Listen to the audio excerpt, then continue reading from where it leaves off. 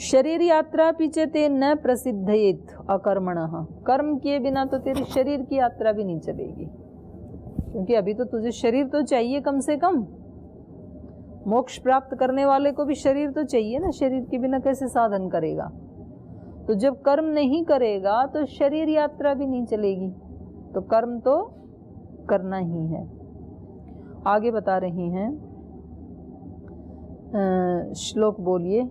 यज्ञार्थात् कर्मणोऽन्यत्र लोकोऽयं कर्म बन्धनः तदर्थं कर्म कौन्तेय मुक्तसंगः समाचर। सह यज्ञा प्रजा सृष्ट्वा पुरोवाच प्रजापतिः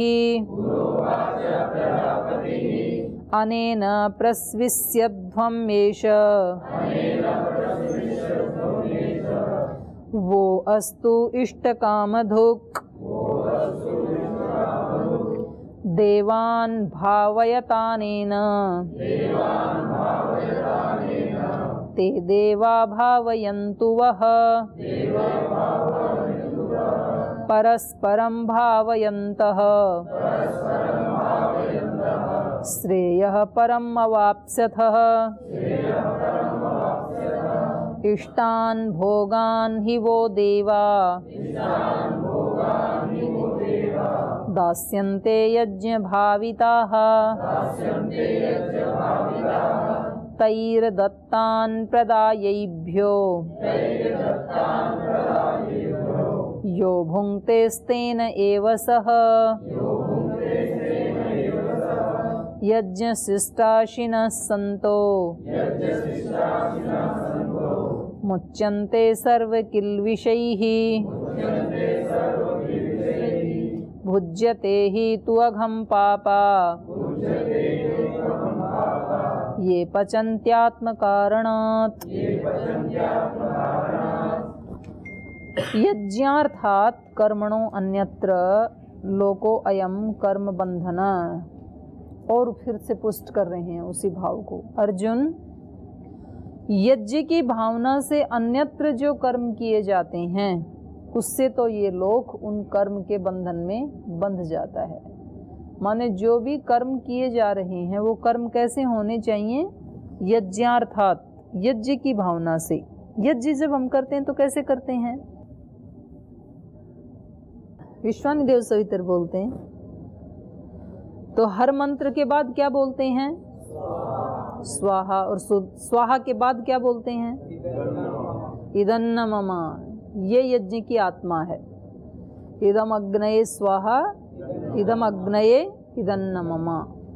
अलग अलग देवों को आहुति देते हैं ना, ये अग्नि के लिए, ये वायु के लिए, आदित्य के लिए, लेकिन ये उनके लिए है, लेकिन ये मेरा नहीं है। ये किसी ने मुझे दे दिया था, मैं माध्यम बन गया, मीडिया बन गया, मैं, मेरा नहीं है। ये आत्मा है यज्ञ की।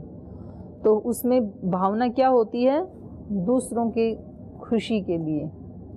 यद्यपि अपनी कामनाओं को लेके भी यज्ञ किए जाते हैं, पुत्रेष्टि वर्षेष्टि आदि जो हैं वो कामनाओं को लेके किए जाते हैं, लेकिन फिर भी हर आहुति के साथ उसकी आत्मा होती है कि ये मेरा नहीं है, मैं माध्यम बन रहा हूँ। दूसरी बात, जब हम यज्ञ करते हैं तो आप अपने घर में जब कोई मिठाई लाते हैं या कोई फल लाते हैं तो उसमें आप स्वतंत्र हैं कि आप वो मिठाई स्वयं खाएं, पड़ोसी को दें या ना दें, या जिससे आपकी मित्रता है उसको दें, जिससे आपकी मित्रता नहीं है उसको आप ना दें, वो आपके हाथ में है। लेकिन जब आप यज्ञ में आहुतियाँ डालते हैं, घी डालते हैं, सामग्री डालते हैं, सुगंधित पदार्थ डालते हैं, तो उसका जो सुगंध है वो केवल आपके ही घर में रहे, पड़ोसी के यहाँ ना जाए, ये आपके वश में नहीं है। और जो कोई आपका शत्रु भी उधर से गुजर रहा है तो उसको सुगंध ना मिले, ऐसा आप नहीं कर सकते हैं। वो तो फिर किसके लिए हो जाता है? सबके लिए हो जाता है। वो सबको देगा, मित्र को भी, शत्रु को भी, पड़ोसी को भी, अमित्र को भी, सबको देगा। तो यज्ञ कर्म कैसा है? परमार्थ उसमें छिपा हुआ होता है, स्वार्थ में भी परमार्थ होता है। तो कह रहे हैं यज्ञ की तरह ही सारे कर्म करने हैं हमें। सुबह से शाम तक जितने भी कर्म करते हैं वो सारे कर्म कैसे होने चाहिए? यज्ञ जैसे। तो उसमें भावना क्या हो? इदन्न मम। पढ़ाई भी कर रहे हैं तो किसकी शक्ति से पढ़ाया जा रहा है? ईश्वर की शक्ति से। किसकी शक्ति से पढ़ा जा रहा है? ईश्वर की शक्ति से। तो इसमें भावना क्या होगी फिर? मेरा नहीं है, इदन्न मम। और उससे अतिरिक्त स्वार्थ के वशीभूत होकर के जब कम काम किए जाते हैं, कर्म किए जाते हैं, तो वो क्या हो जाते हैं? बंधन के कारण बन जाते हैं। यज्ञार्थात अन्यत्र कर्मण, यज्ञ की भावना से अतिरिक्त जो कर्म किए जाते हैं, अयम लोको कर्म बंधनः, वो कर्म इस लोक को बांधने वाले होते हैं, बंधन के कारण बन जाते हैं। तदर्थम, इसलिए कौन्तेय, हे कौन्तेय, मुक्त संग कर्म समाचर, मुक्त संग होकर के काम कर। कर्म तो कर लेकिन आसक्त मत हो जा उससे। हम तो छोटी छोटी चीज में आसक्त हो जाते हैं। इस अध्यापक से पढ़ेंगे, इससे नहीं पढ़ेंगे, इनकी कक्षा में जाएंगे, इनकी कक्षा में नहीं जाएंगे, उनको सुनाएंगे, उनको नहीं सुनाएंगे। पाठ भी सुनाना हो ना, आग्रह कर लेते हैं, हम इनको नहीं सुनाएंगे, इन्हीं को सुनाएंगे। तो ये क्या है? संग, आसक्ति। सारा कर्म कैसे करना है? मुक्त संग, संग से मुक्त होकर के, आसक्ति से मुक्त होकर के। खाना भी खाना है तो ये खाऊंगा, ये नहीं खाऊंगा। आप यदि अपने स्वास्थ्य के लिए ऐसा सोच रहे हैं तो कोई दोष नहीं है। मेरी वात प्रकृति है, मैं वात कारक वस्तुएं नहीं खाऊंगा, वो ठीक है। लेकिन टेस्ट के लिए यदि ये खाऊंगा, ये नहीं खाऊंगा ऐसे कह रहे हैं, तो उससे क्या हो रहा है? आसक्ति की वृद्धि हो रही है उससे फिर। और आसक्ति की वृद्धि हमारे लिए कल्याणकारी नहीं है। तो जो भी मिल गया उसको भगवान का प्रसाद समझ के, क्योंकि आहार का बहुत बड़ा रोल है ना हमारे जीवन में। आहार एक हम मुख से खाते हैं, एक आहार सारी इंद्रियों से भी खाते हैं। आँख से जो देखते हैं वो आँख का आहार है, कान से जो सुनते हैं वो कान का है, नाक से जो सूंघते हैं नाक का आहार है। तो अलग अलग विषय है ना, शब्द स्पर्श रूप रसगंध। तो वो सारे ही आहार हमारे कैसे होने चाहिए? सात्विक। क्योंकि आहार से ही हमारा क्या बनता है? आहार से ही विचार बनता है, अन्न से ही मन बनता है। जैसा अन्न वैसा मन, और जैसा मन वैसा अन्न, उल्टा भी है। जैसी खाते समय हमारे मन की स्थिति होती है ना, वैसा ही फिर वो अन्न हमारे लिए हितकारी या अहितकारी बन जाता है। खाते समय यदि मन प्रसन्न है तो भोजन अमृत बन जाएगा, खाते समय मन टेंशन में है तो भोजन विष बन जाएगा, वही जहर बन जाएगा। खाना वही है, तो मन का प्रभाव अन्न पे पड़ता है, अन्न का प्रभाव मन पे पड़ता है। अन्न यदि सात्विक है, अच्छी भावना से बनाया गया है, मंदिर में आप जाते हैं ना, किसी आश्रम में, मंदिर में, तो सब्जी पूड़ी खीर वही है जो घर में बनती है, लेकिन उसको किस भावना से बनाया है? प्रसाद की भावना से। तो खाने वाले को भी क्या लगता है? अमृत खा रहा हूँ। तो उसको खा के मन को क्या मिलती है? संतुष्टि मिलती है, शांति मिलती है, प्रसन्नता मिलती है। तो उस अन्न का प्रभाव मन पे पड़ता है, मन का प्रभाव अन्न पे पड़ता है। तो ऐसे ही सारी इंद्रियों से आप देख रहे हैं तो आप आँखों से उस ब्रह्म के विष्णु कर्माणि पश्यतः, उस विष्णु के कर्मों को भी देख सकते हैं कि क्या चारों तरफ ऐश्वर्य फैला है ईश्वर का। और आप आँख से किसी को तक भी सकते हैं, तकते हैं ना, मतलब उसको भोगने की इच्छा, लेने की इच्छा है। दृष्टि दृष्टि में अंतर हो गया फिर, तो वो यज्ञीय दृष्टि नहीं है फिर। ऐसे ही कान से भद्रं कर्णे भी शृणुयाम, कान से कैसा सुने? भद्र सुने। और कहीं भद्र सुनने को ना मिले तो क्या करें? सुनते हुए भी अनसुना कर दें। यज्ञात कर्मणो अन्यत्र लोकोयम कर्म बंधन तदर्थम कर्म कौन्तेय मुक्त संग समाचर। मुक्त संग होकर के कर्म कर, आचरण कर। आगे कह रहे हैं सह यज्ञाः प्रजा सृष्ट्वा पुरोवाच प्रजापति ही। प्रजापति ने सबसे पहले पुरोवाच माने सृष्टि के आदि में सह यज्ञाः प्रजाः सृष्ट्वा यज्ञ सहित प्रजाओं का सृजन करके सृष्टि करके, ये प्रजाएं जो रची, संसार जो रचा, यज्ञ समेत रचा। यज्ञ समेत मतलब निस्वार्थ भावना से।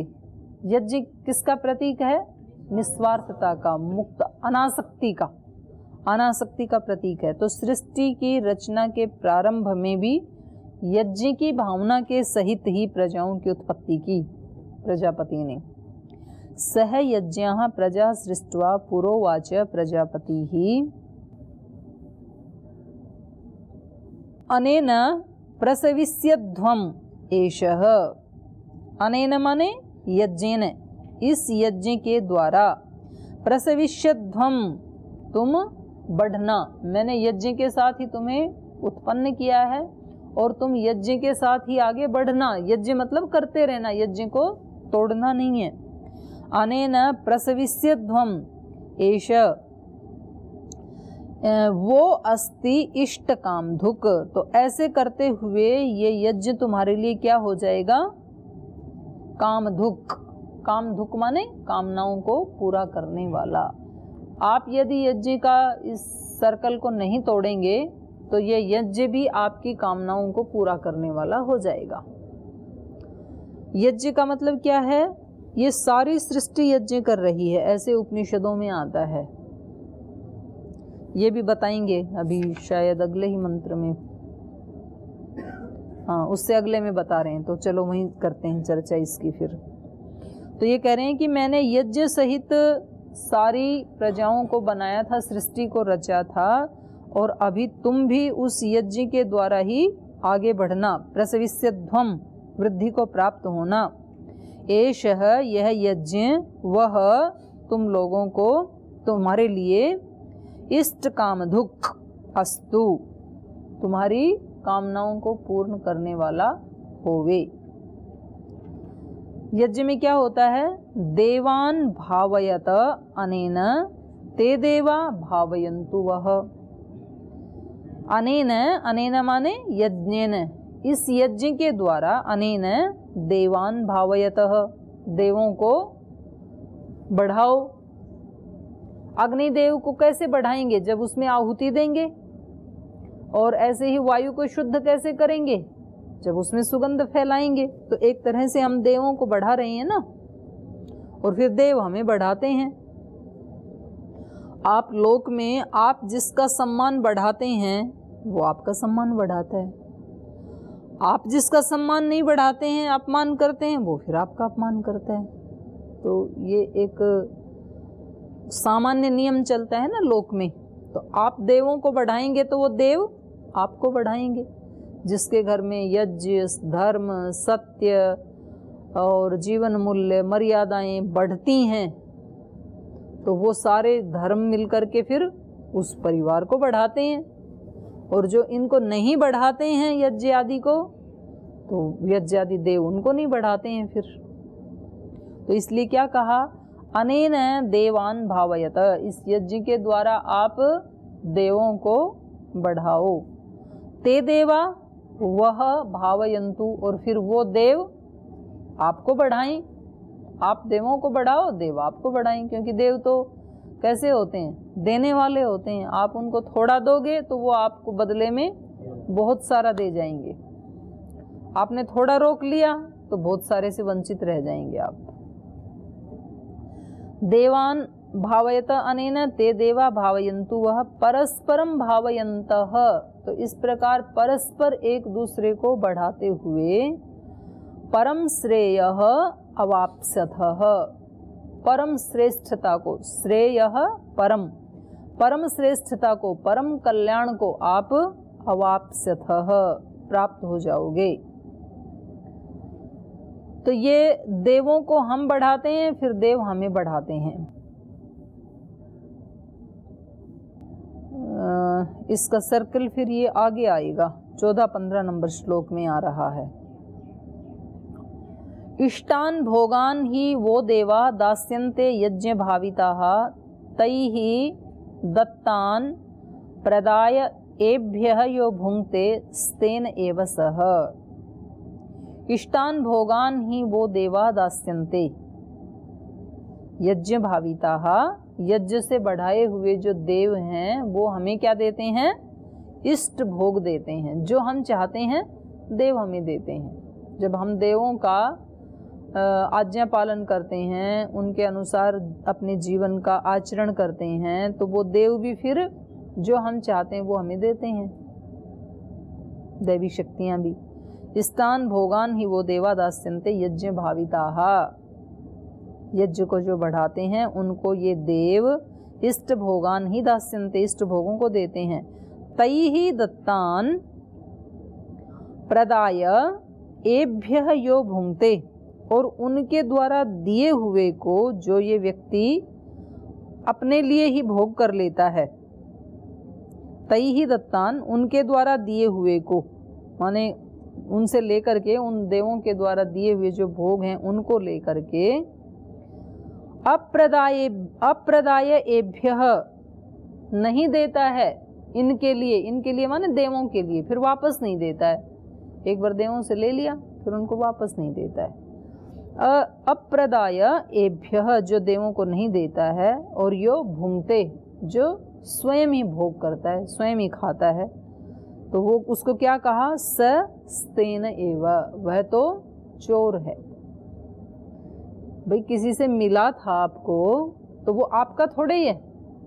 जैसे मान लो मैंने आपको दिया 100 रुपये दिए या कुछ मिठाई दी, तो वो अब आपके पास आ गया, तो अब आपको थोड़ा तो मुझे देना चाहिए ना।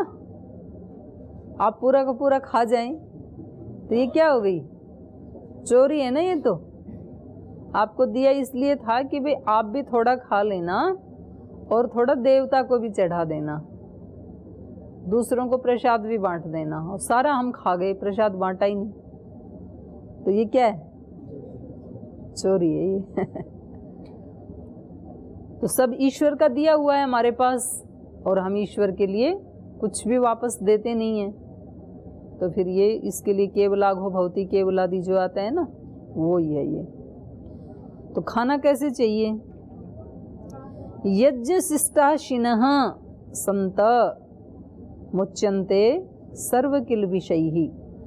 यज्ञ शिष्टाशिनः, जो यज्ञ शेष खाते हैं, यज्ञ से बचा हुआ जो ईश्वर ने दिया वो पहले उसका यज्ञ करते हैं, यज्ञ से जो बचा उसको खाने का विधान है देवता, फिर वो उनका प्रसाद बन जाता है। तो यज्ञ शिष्ट अशिनः, यज्ञ से शेष बचा हुआ जो खाने वाले हैं, संतः, यज्ञ शेष को खाने वाले होते हुए, माने उसका भोग करते हुए, सर्व किल विषयी ही मुच्यन्ते, सब पापों से छूट जाते हैं वो। भुज्यते तु अघम पापाः, ये पचंती आत्म कारणात्, लेकिन जो केवल अपने लिए ही रसोई बनाते हैं, पकाते हैं, केवल अपने लिए ही भोगों को इकट्ठा करते हैं, ते तु अघम पापाः भुज्यते, वे तो समझ लो पाप को खा रहे हैं, वस्तुओं को नहीं खा रहे, भोजन को नहीं खा रहे, भोगों को नहीं भोग रहे, बल्कि पाप को भोग रहे हैं, भोग उनको भोग रहे हैं। भोगा न भुगता तपो न तपता वयमेव तपता। तो जो अपने लिए, माने जो सेल्फिश होते हैं, मेरे को ही सुख हो, तो ये बहुत बड़ा एक दर्शन है जो कि लोक में प्रचलित है। लोक में ज़्यादातर मेजॉरिटी जिन मनुष्यों की जो मेंटिलिटी है वो क्या है, मेरे को कष्ट नहीं होना चाहिए कोई, बाकी किसी को सुख मिल जाए तो ठीक है, कोई बात नहीं, मुझे दिक्कत नहीं, पर मेरे को बिल्कुल कष्ट नहीं होना चाहिए। तो व्यक्ति को जब क्लास में बैठना होता है तो पहले अपना आसन रोकता है, दूसरे को जगह मिले या ना मिले, मेरा बैग ठीक रखा होना चाहिए, मेरी पुस्तकें ठीक रखी होनी चाहिए, मेरे को पर्याप्त स्थान मिलना चाहिए। बस में, गाड़ी में, ट्रेन में, प्लेन में कहीं बैठते हैं तो मेरे को कष्ट नहीं होना चाहिए। वो तो चलो रिजर्व होता है तब तो कोई दिक्कत ही नहीं है, पर जहाँ रिजर्व नहीं होता है तब कितना झगड़ा होता है। पैसेंजर में कभी देखा है चल के? जनरल डिब्बे में चलते नहीं है पतंजलि वाले तो।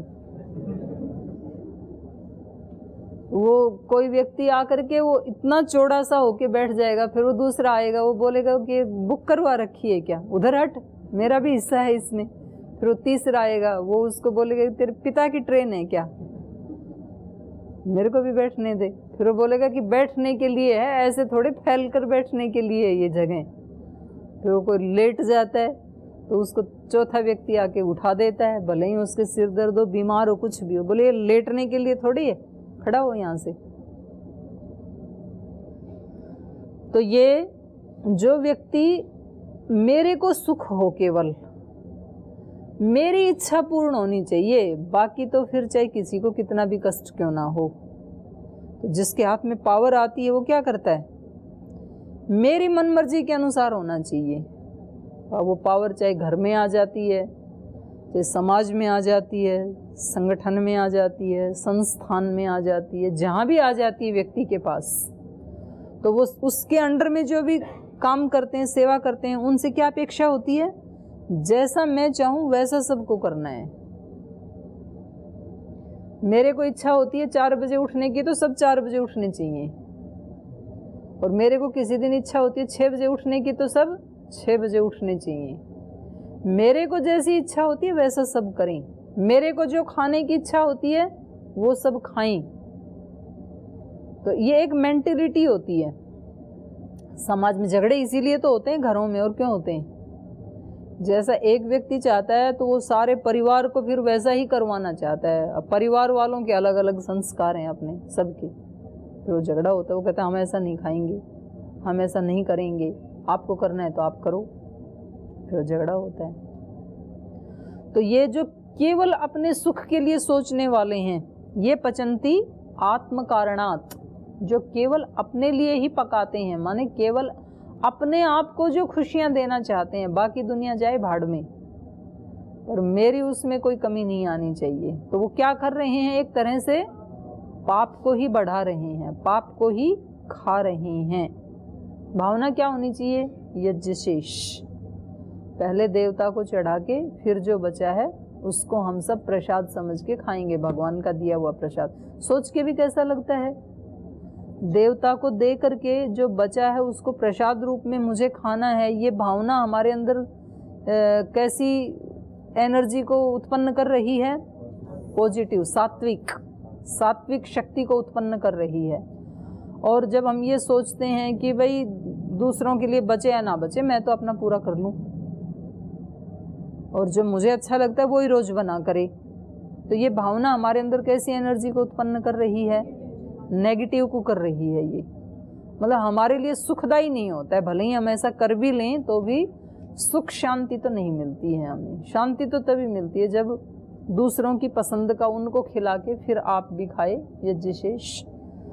तो ये ऐसे ही बता रहे हैं कि हमारे सारे कर्म कैसे होने चाहिए, दूसरों को खुशियां देने वाले, दूसरों को सुख देने वाले। ये भी कमाई है एक। तो ये किसको समझ में आती है, ये योगियों को समझ में आती है। और संसार की कमाई किसको समझ में आती है, भोगियों को समझ में आती है। उनको समझ में आता है कि आज की तारीख में कितना ज़्यादा प्रॉफिट हुआ, आज मैंने कितने पैसे कमाए, आज कितना बिजनेस बढ़ा। और इस योगी को क्या लगता है कि आज एक दिन का जीवन मिला था, आज मैंने कितने लोगों को खुशियां दी, आज मैंने किन किन का दुख दूर किया। भले ही वो स्थूल रूप से ना कर पाए, भावना तो कर ही सकता है ना। तो वो ये भी एक कमाई है। तो वो सुबह से शाम तक कैसे कर्म करता है, जो यज्ञ शेष है, यज्ञ शेष को खाने जैसा है ये। आगे चलो, इसके लिए एक मनुस्मृति का श्लोक दिया है, अघम से केवलम भुंगते है यह पचत्यात्म कारणात् यज्ञ शिष्टाशनम ही एतत् सताम अन्नम विधीयते। जो व्यक्ति अपना पेट भरने के लिए भोजन पकाता है वो पाप को खाता है, क्योंकि यज्ञ शेष भोजन ही सज्जनों का अन्न माना गया है। तो इसी तरह का है ना, इससे मिलता जुलता ही है ये। तो वहाँ भी ऐसे कहा है, इसलिए उसको कोट कर दिया। और मंत्र भी हम बोलते हैं ना, नार्यमणम पुष्यति नो सखायम केवलाघो भवति केवलादि। जो अकेला खाता है वो न अर्यमणम पुष्यति नो सखायम, माने ना तो वो अपने मान्यजनों को पुष्ट करता है और न अपने मित्र लोगों को।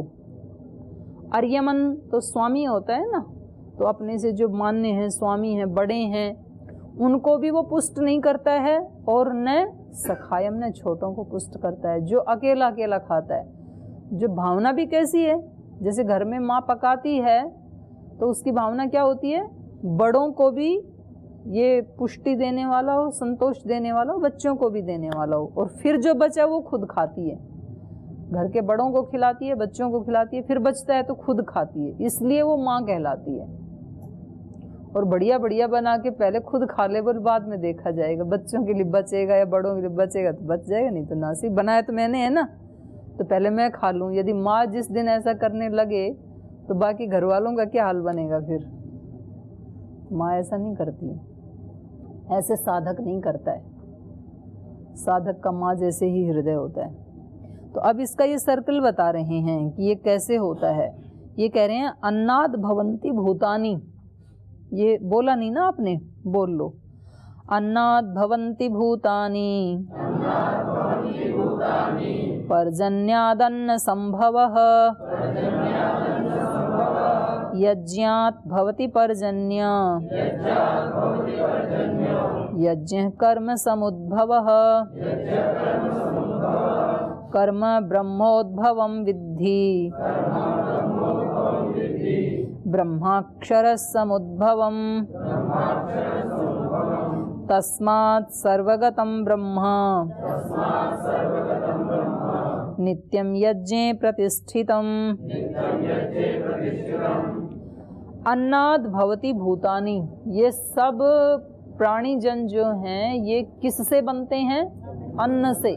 हमारे शरीरों की, स्थूल शरीरों की रचना भी अन्न से होती है, क्योंकि माता पिता जो भी अन्न जल फल खाते हैं उससे रजवीर्य बनता है, रजवीर्य से शरीर बनता है।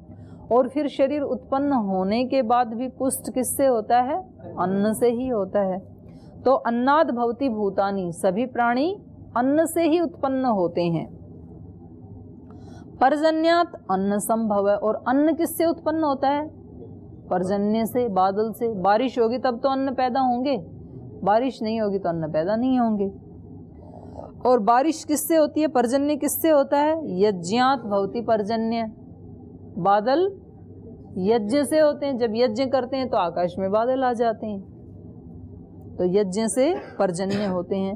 यज्ञ कर्म समुद्भवः, और यज्ञ किससे किया जाता है, कर्म से, माने कर्म से उत्पन्न होता है यज्ञ। आप कर्म करेंगे, अन्न आदि उगाएंगे, तो फिर वो लाएंगे, फिर उससे यज्ञ करेंगे, तो उसके भी मूल में क्या हो गया, कर्म। कर्म ब्रह्मोद्भवम, और कर्म किससे उत्पन्न होता है, ब्रह्म से। ब्रह्म मतलब ज्ञान। आपको ज्ञान होगा तब तो कर्म करेंगे, तो कर्म ज्ञान से उत्पन्न होता है। ब्रह्म का मतलब है यहाँ पर ज्ञान। कर्म ब्रह्मोद्भवम विद्धि, कर्म ब्रह्म से उत्पन्न होता है ऐसा ज्ञान। और ब्रह्म क्या है, ब्रह्म अक्षरम समुद्भवः, ज्ञान किससे पैदा होता है, अक्षर। अक्षर मतलब अविनाशी, उस अविनाशी परमात्मा से ज्ञान उत्पन्न होता है। सारा ज्ञान किसका है, ईश्वर का। वेदों का ज्ञान भी किसका है, ईश्वर का। मनुष्यों का ज्ञान भी ईश्वर का, सारा ज्ञान उसका है। तो ब्रह्म माने वेद या ज्ञान, अक्षर समुद्भवम, अक्षर से उत्पन्न होता है, अविनाशी से, जिसका क्षय ना हो उसको अक्षर कहते हैं। तस्मात् सर्वगतम ब्रह्म, तो इसलिए इस सारे ताने बाने में मूल में कौन है, ब्रह्म।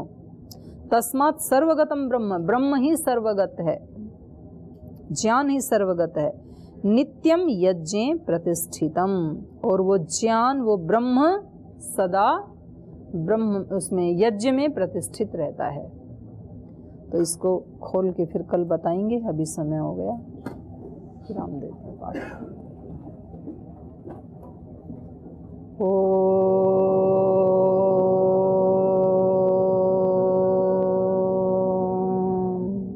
शांति शांति शांति।